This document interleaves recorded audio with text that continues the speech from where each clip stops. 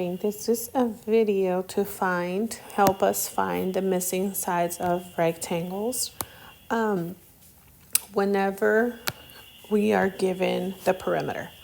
So just to review, the formula for perimeter for rectangles is 2 times the length plus 2 times the height or width.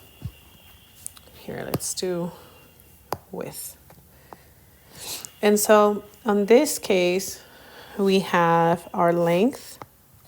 Remember, always label your rectangle and your width. So because I have a length of 4, I know the bottom length is also 4 meters.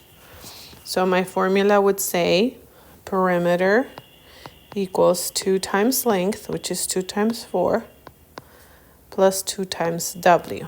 Okay? We're going to solve these using algebra. I know you can probably solve it in your head and just really quick say 20 minus 8 divided by 2. But we need to get used to the algebra because sometimes it's just letters that we're looking for or fractions, okay? So in this case, we would plug in what we have for P into P. Well, P is actually 20 equals 2 times 4 is 8 plus 2W. And we use algebra to solve, meaning inverse operations, right? If I need to solve for W, the opposite of positive 8, or the inverse, is subtracting 8. So then I have 12 equals 2W. The inverse of 2 times W would be to divide by 2. 12 divided by 2, 6 equals W. Okay? Again, I want you to train your brains to use algebra because that's what we're working towards, okay? So now let's go to rectangle number 2. We have our length and width. In this case, we're looking for the length. That's what has a question mark because I know my width is 3. Okay? So perimeter equals 2 times length plus 2 times width. In this case, my width is 3. I can go ahead and plug in what I have for perimeter. My perimeter is 26 equals 2 times length plus 2 times 3 is 6. Inverse operations to solve for L. The opposite of adding 6 is taking away 6.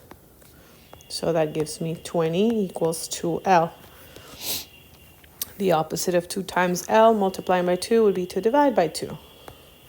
Therefore, 10 equals my length. Okay?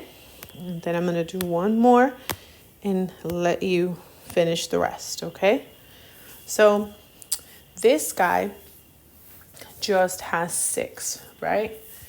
Well, some of you can already tell me, oh, this is square. So it has to be, 6, 6, 6 all around. If I wasn't sure, I would just go ahead and let's just make these all lengths or width. It doesn't matter if they're just the same thing, right? I know 4 times 6 is 24, or I could also do 24 equals 3, the 3 L's plus the 6, right? I have 1, 2, 3 lengths that I'm missing, or sides, plus 6. If I take away 6, 18 equals 3L. If I divide by 3, 6 equals the length. Since this is a square, we say the side length equals 6 millimeters. And then that one was feet and 6 meters.